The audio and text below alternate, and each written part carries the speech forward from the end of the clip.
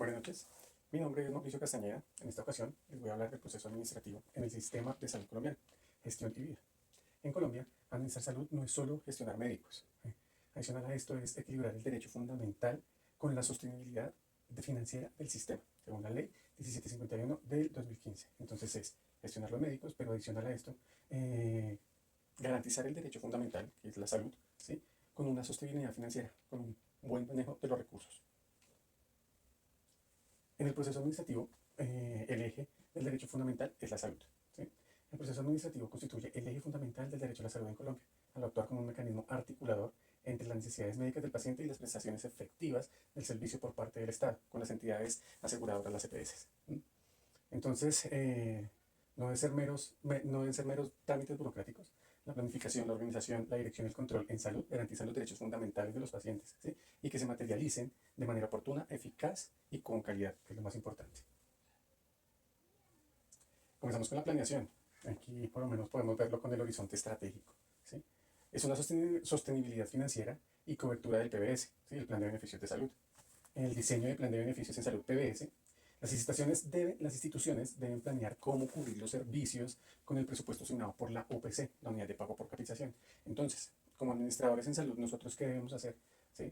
Debemos hacer unos planes, ¿sí?, de trabajo y de servicios donde garanticemos prestarle servicios a la comunidad con calidad, ¿sí?, y teniendo en cuenta el presupuesto asignado por el Estado con la UPC. En la organización podemos clasificarlo como la red de servicios, ¿sí? Una estructura, creación de redes integrales de prestación de servicios, la RIP, ¿sí? ¿Qué relación? Que relacionen entre las EPS, que son los aseguradores, y las IPS propias o contratadas para que el paciente no tenga barreras de acceso, ¿sí?, entre niveles de complejidad. Lo estamos viendo mucho ahorita con muchas EPS que están creando o ya tienen sus IPS propias. Entonces, ¿qué garantiza eso? Que el paciente no tiene que estar de aquí para allá. Simplemente en sus mismas IPS propias, tanto de primer nivel como hasta cuarto nivel, los pacientes pueden obtener los servicios de salud más fácilmente, ¿sí?, que con tercerizados, eh, con otros IPS contratadas, ¿sí? En Colombia, administrar salud no solo es un ejercicio contable, es la diferencia entre la oportunidad y la barrera de atención de un ciudadano, porque aquí estamos hablando de personas y, lo más importante, la salud de ellas. Llegamos a la dirección, el liderazgo y la humanización, ¿sí? Toma de decisiones en entornos de crisis, lo que nos pasó hace muy poco con la pandemia. Fueron momentos de crisis donde se tomaron decisiones críticas y tuvimos que hacer un cambio radical frente a la prestación de los servicios de salud, priorizando esa, ¿sí? Entonces, a eso vamos con el liderazgo en salud, ¿sí? Debe ser empático, ¿sí? Empático no solamente con el personal, con los pacientes, sino también con su familia, ¿sí? Se debe garantizar que el personal tenga insumos para trabajar, ¿sí? Entonces, desde el liderazgo y la humanización debemos que tanto nosotros como administradores garantizar a los médicos, enfermeras y personal administrativo que tengan los recursos necesarios para prestar un buen servicio y de calidad, ¿sí? En los programas de humanización de salud, ejemplo, un director de clínica liderando equipos multidisciplinarios para reducir tiempos en la espera de urgencias, ¿sí? Entonces, es la reorganización, ¿sí? Y con este liderazgo, ¿sí?, llevar a cabalidad un servicio de urgencias eficaz, ¿sí?, y de calidad. El control y la vigilancia y auditoría. Los mecanismos son la auditoría de glosas y la revisión de cuentas médicas. Con los entes de control, por ejemplo, en este caso nosotros estamos hablando de la Superintendencia Nacional de Servicios de Salud, la Supersalud, ¿sí? En esta parte de control, ¿sí?, es donde vemos qué pasó, ¿sí? ¿Por qué tenemos una glosa? ¿Por qué llegamos a ese punto de una devolución?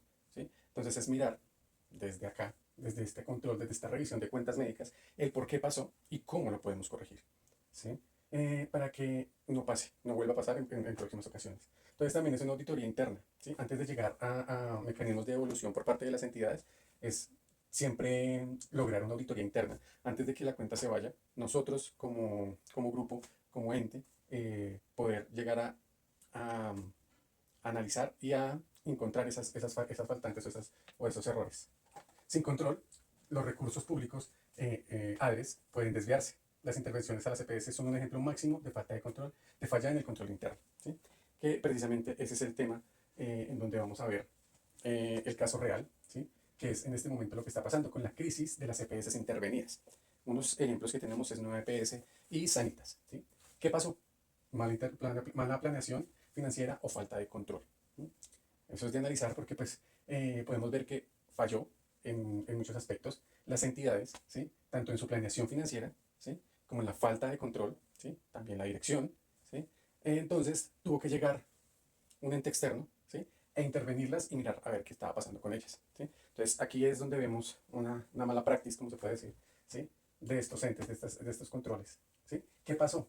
El impacto siempre va a ser en el paciente, ¿sí? Y acá lo que más se vio fueron unas barreras de acceso, ¿sí? Y algo muy importante que pasó fue el desabastecimiento de medicamentos y más para pacientes de alto costo, quimioterapias, ¿sí? Medicamentos para enfermedades huérfanas, ya no los estaban entregando. ¿Por qué? Porque pues al estar intervenidas, las IPS que le prestaban los servicios, pues empezaron a cerrar esos convenios para prevenir. Pero pues siempre va a ser afectado el paciente.